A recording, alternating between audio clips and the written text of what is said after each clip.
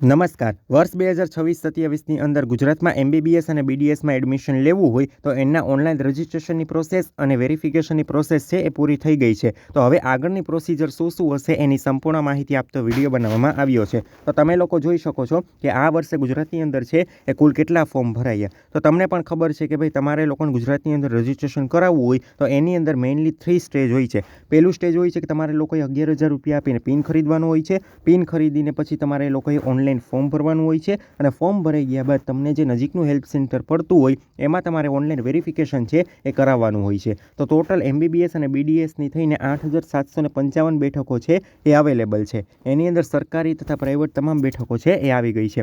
એની અંદર 16,540 છે એ લોકોએ પિન ખરીદો છે. પિન ખરીદીને પછી 16,430 લોકોએ ઓનલાઈન રજિસ્ટ્રેશન છે એ કરાવેલું છે અને ટોટલ વેરિફિકેશન કરાવનાર લોકો કેટલા છે? 16,221. એનો મતલબ એમ કે જ્યારે પણ તમારા લોકોનું મેરિટ લિસ્ટ આવશે એની અંદર 16,221 સ્ટુડન્ટ છે એનો સમાવેશ કરેલો હશે. જે વ્યક્તિઓએ માત્ર ઓનલાઈન રજિસ્ટ્રેશન કરાવેલ હશે અને વેરિફિકેશન નહીં કરાવેલ હોય એ વ્યક્તિનો સમાવેશ છે એ મેરિટ લિસ્ટમાં થશે નહીં. એના પછી તમે લોકો જોઈ શકો છો કે સૌથી પહેલાં PWD કેટેગરીની ચકાસણી છે એ કરવામાં આવશે. તો એનું જે શેડ્યુલ છે ઓલરેડી વેબસાઇટમાં આવી જ ગયું છે. તો એ લોકોએ છે શું કરવા છે, એના દસ્તાવેજોની છે એ ચકાસણી કરવા માટે છે એ લોકો પર્ટિક્યુલર સ્થળ આપે. તો એ સ્થળની અંદર હાજર રહીને એ લોકોએ સંપૂર્ણ પ્રોસિજર છે એ કરવાની હોય છે. હવે તમારું જે પ્રોવિઝનલ મેરિટ લિસ્ટ છે એ તમારા લોકોનું 2 થી 3 દિવસની અંદર છે એ આવી શકે એવી સંભાવના છે. હવે એક વસ્તુનું ધ્યાનમાં રાખો, તમારા લોકોનું જે મેરિટ લિસ્ટ આવશે એની અંદર કઈ કઈ બાબતનો સમાવેશ હશે? પહેલું તો તમારો ગુજરાત રેન્ક. ઘણા લોકો ગુજરાત રેન્ક કહે છે અને ઘણા લોકો જનરલ રેન્ક કહે છે. તો ગુજરાત રેન્ક અથવા કેટેગરી રેન્ક હશે. એના પછી છે એ તમારા લોકોનો DQ, એટલે કે જે વ્યક્તિઓ ડિસ્કોલિફાઈ થયા છે, કે જે લોકો ભાગ નહીં લઈ શકે, તો એ વ્યક્તિઓના પણ નામ હશે અને એની પાછળનું કારણ હશે. એક વાતનું ધ્યાન રાખો, એ મેરિટ લિસ્ટ તમારું સંપૂર્ણપણે પ્રોવિઝનલ હશે. એનો મતલબ એમ કે કોઈ વ્યક્તિની ડેટામાં કદાચ ભૂલ થઈ ગયું તો એ લોકોને સુધારવા માટે છે એ હજી તક આપે અને એના પછી તમારા લોકોનું ફાઇનલ મેરિટ લિસ્ટ છે એ જાહેર થશે. ક્લિયર થઈ ગયું? એટલે તમારા લોકોનું સૌથી પહેલાં છે પ્રોવિઝનલ મેરિટ લિસ્ટ આવવાની સંભાવના છે. સમજી ગયા?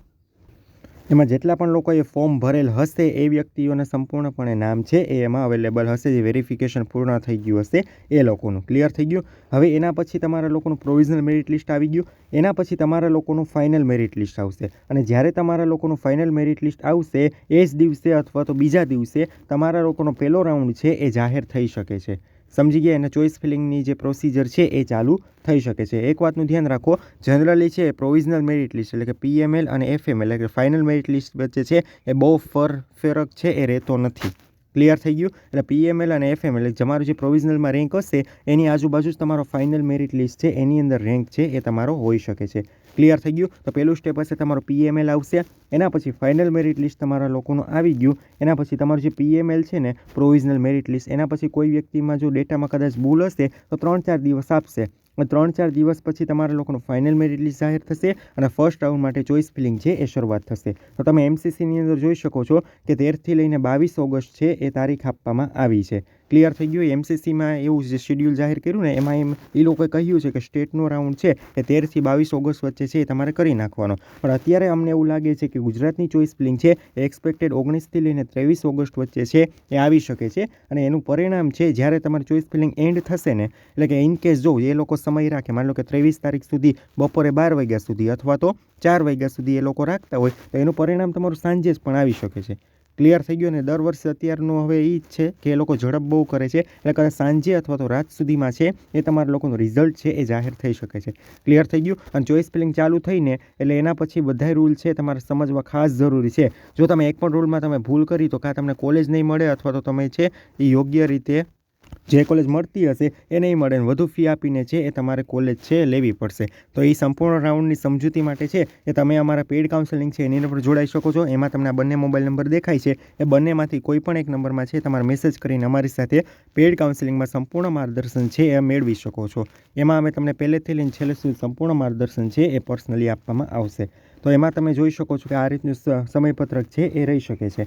હવે તમારો પહેલો રાઉન્ડ જાહેર થઈ ગયો, એનું પરિણામ પણ આવી ગયું. તો તમને જો એડમિશન મળે અને તમારે એ કોલેજની અંદર એડમિશન લેવું છે તો તમારે શું કરવાનું છે? કમિટી દ્વારા નક્કી કરવામાં આવેલી ફી ભરવાની રહેશે. હવે જુઓ, જનરલી શું થાય કે ભાઈ ગવર્મેન્ટ કોલેજ હોય ને તો એની અંદર તમારી જેટલી ફી હોય ને એ તમારે પૂરેપૂરી ભરી દેવી પડે. એક્ઝામ્પલ તરીકે BDSમાં તમને ગવર્મેન્ટમાં મળે છે તો એની ફી વાર્ષિક 20,000 છે.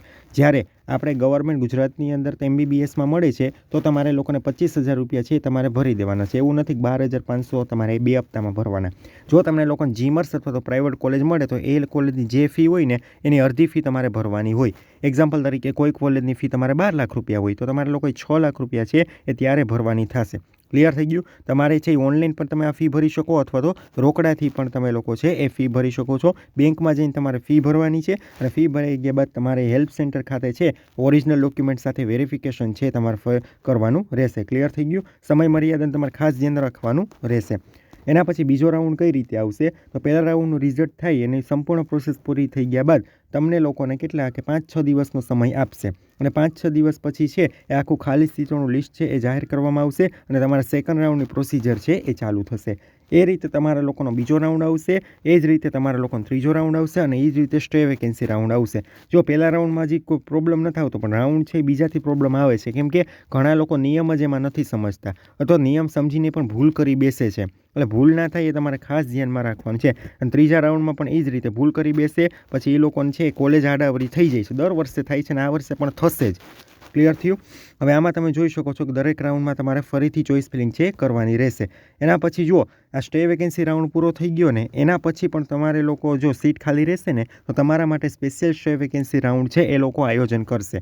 હવે એની અંદર સામાન્ય રીતે શું હોય કે ભાઈ MBBS BDS જેટલી સીટ હોય ને એમાં તમારી પાસેથી 3 લાખ રૂપિયા છે એ ડિપોઝિટ લેશે. અત્યારે કેમ 10,000 લે છે એમ 3 લાખ રૂપિયા ડિપોઝિટ લેશે અને તમે એ રાઉન્ડમાં ભાગ લઈ શકો છો. ક્લિયર થઈ ગયું? ક્યારે આયોજન થાય? જો સ્ટે વેકેન્સી રાઉન્ડ પછી પણ કોલેજમાં સીટ ખાલી રહે તો સ્પેશિયલ સ્ટે વેકેન્સી રાઉન્ડનું આયોજન થઈ શકે અને કમિટી દ્વારા નક્કી કરવામાં આવેલી તમારે ડિપોઝિટને ભરવી પડે.